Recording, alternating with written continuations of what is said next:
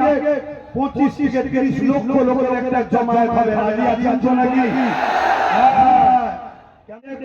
ওয়াকফ বাঁচাও, দেশ বাঁচাও, মানুষের অধিকার ফিরিয়ে দাও, এই বিশাল একটা আন্দোলনের ডাক দেবো। আপনারা কি গাঁটের পয়সা খরচ করে মকামের জন্য, দেশের জন্য যেতে রাজি আছেন? কিন্তু রাস্তাটা বন্ধ না হয়ে যাচ্ছে, যে যেখানে আছে সেখানে থাকুন। দেখতে পাচ্ছেন না দূরে আছে, এখানে টেনশন করবেন না। কেন হুজুরের মিলাদে আসা হলো আমাদের লক্ষ্য। নিশ্চয়ই আমি মেসেজ দিয়েছিলাম যে আপনারা যারাই আসবেন উদ্দেশ্য চলে একটাই থাকে, হুজুরের মিলাদে আমরা যাচ্ছি, তাই তো নাকি? আমার ওই মেসেজটা দেখেছিলেন তো নাকি? এইটা হলো আমাদের উদ্দেশ্য। না হয় আপনারা গুনাহগার হয়ে যাবেন, এটা মাথায় রাখতে হবে। সব জায়গায় সব কিছু করলে হয় না, এটা হলো আমার হুজুরের আগমনী।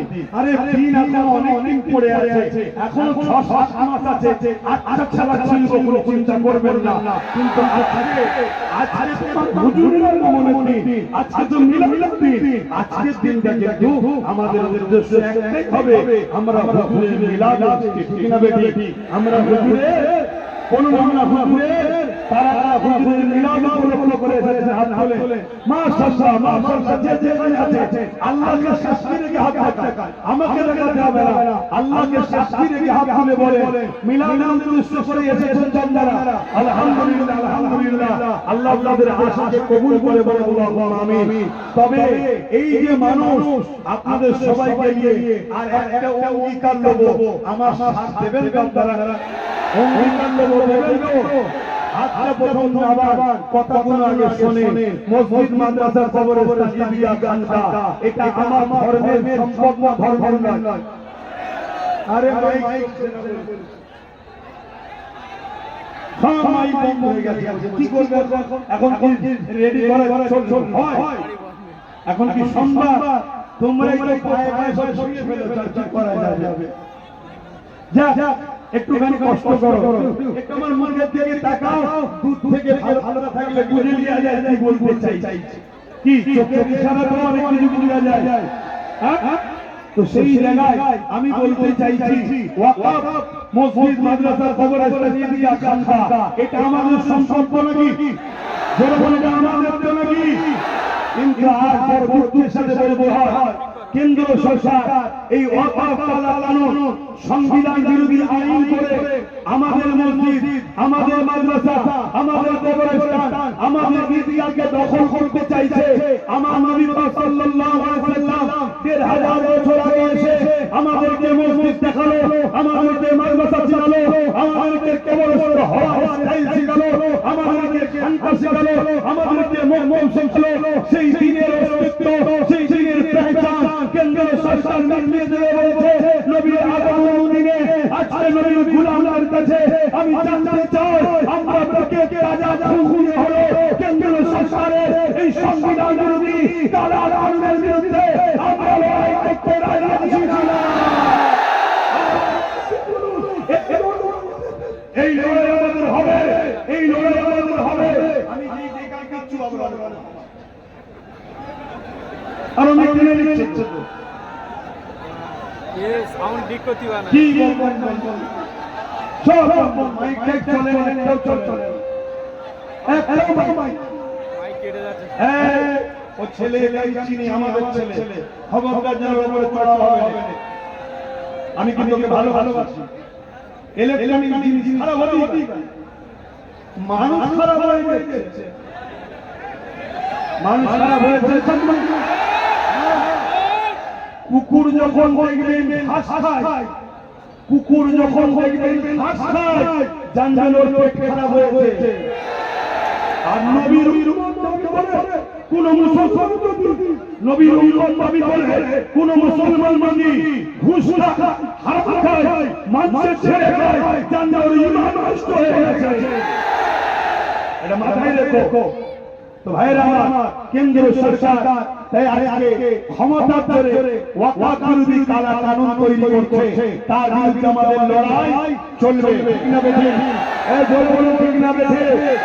এই লড়াই পুরো দেশে হচ্ছে, বাংলাতেও হবে না, জোরে বলে হবে না, হবে না। আজকে বাংলার কেউ যদি মনে করে তুমি কেন্দ্রের সরকারের বিরুদ্ধে কথা বলতে পারবে না, কেন্দ্রের সরকারের বিরুদ্ধে লড়াই করতে পারবে না, কেন্দ্রের কালাকানুনের বিরুদ্ধে কথা বলতে পারবে না, আজ আমি বাঙালির ঘরে, বাংলার মানুষের ঘরে, নবীর গোলামদের ঘরে জানতে চাই, আমার মসজিদ মাদ্রাসার কবরস্থান ঈদগাহকে বাঁচানোর জন্য কেন্দ্রের সরকারের বিরুদ্ধে লড়াই হবে। ওই লড়াই যদি বাংলার কেউ নাক গলায়, তার নাক আমরা মেরে দেব।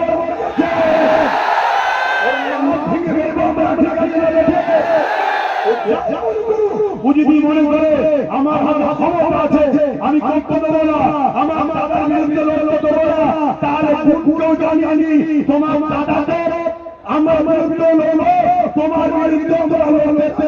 ঠিক না? আমাদের ইমানের মামলা, ঠিক না বেঠিক? আজ আমি আপনাদেরকে বলি, এখান থেকে একটা শাস্তি দিন, আগামী দিন বর্ষা কেটে যাওয়ার পর আমার প্রশাসন চলবে। আমি কলিকাতার ব্রিগেডে একটা ওয়াকফ বাঁচাও, দেশ বাঁচাও, মানুষের অধিকার ফিরিয়ে দাও, এই বিশাল একটা আন্দোলনের ডাক দেবো। আপনারা কি গাঁটের পয়সা খরচ করে মকামের জন্য, দেশের জন্য যেতে রাজি আছে? হাত তুলে রাখবেন, হাত তুলে রাখবেন, হাত তুলে রাখবেন। রাজি আছেন? ভোটা দেবেন তো? গাছ থামিয়ে গাছা তুলে মই করে দেবেন তো? যাবেন না? আপনারা মনে রাখবেন, আপনারা যদি নাও যান, আন্দোলন তো আন্দোলন হবে, কিন্তু মনে রাখবেন আপনারা গেলে লক্ষ লক্ষ লোক এখানে বাড়বে, আন্দোলনের চাপ সেখানে বাড়বে। বাংলায় যদি আন্দোলনের প্রভাব বাড়ে, এর প্রভাবটা দিল্লি গিয়ে পড়বে, মাথা যত বাড়বে, ভিড় যত বাড়বে, প্রভাবটা দিল্লি গিয়ে পড়বে। যেমন কৃষকের বিরুদ্ধে আইন হয়েছিল, কৃষকরা আন্দোলন করেছিল, কেন্দ্রের সরকার আইন বাধ্য হয়েছে, আইন বাতিল করতে বাধ্য হয়েছে। আমরাও যদি আন্দোলনকে বাড়াই, আন্দোলনের তাপমাত্রা বাড়াই, মাথা বাড়াই, ভিড় বাড়াই, তাহলে আমাদের ককাদের কালা কানুন যে করেছে, এই কানুন, এই আইন কেন্দ্রীয় সরকার ফিরিয়ে দিতে বাধ্য হবে। মনে রাখবেন, কিয়ামতের দিনে আল্লাহর ঘরের জন্য, দ্বীনের জন্য, মসজিদ মাদ্রাসার জন্য আমাদের লড়াই, আমাদের নাজাতের ওসিলা হতে পারে। বলে বলবো সুবহানাল্লাহ, আরে বলে বলবো সুবহানাল্লাহ।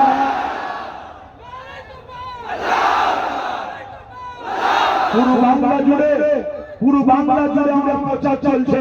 আমার টার্গেট 25 থেকে 30 লক্ষ লোকের একটা জমায়েত হবে। রাজি আছেন নাকি?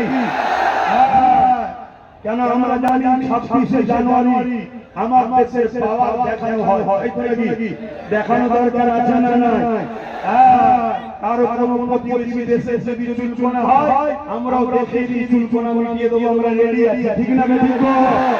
ঠিক তেমনই দেশের মধ্যে যারা বলছে আমাদেরকে তাড়িয়ে দেবো, আমাদেরকে এই করবো, ওই করবো, আমাদের একবার পাওয়া দেখানো দরকার আছে না?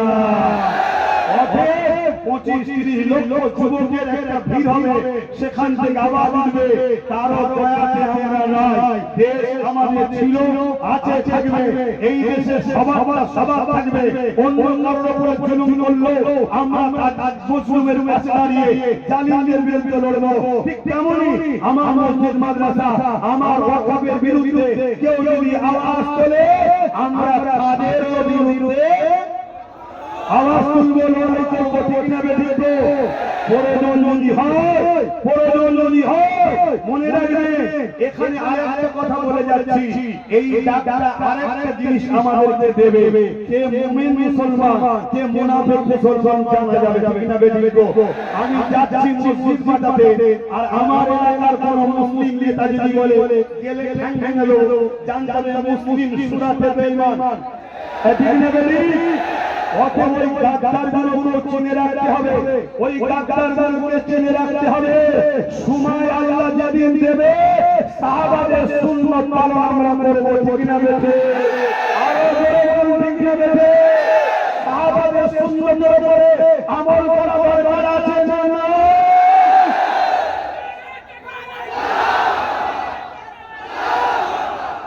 আসেন, আর কথা নয়, অনেক কষ্ট আপনাদের হচ্ছে। আপনাদের যদি নাও হয়, আমি তো ভুলে যাচ্ছি, আর এর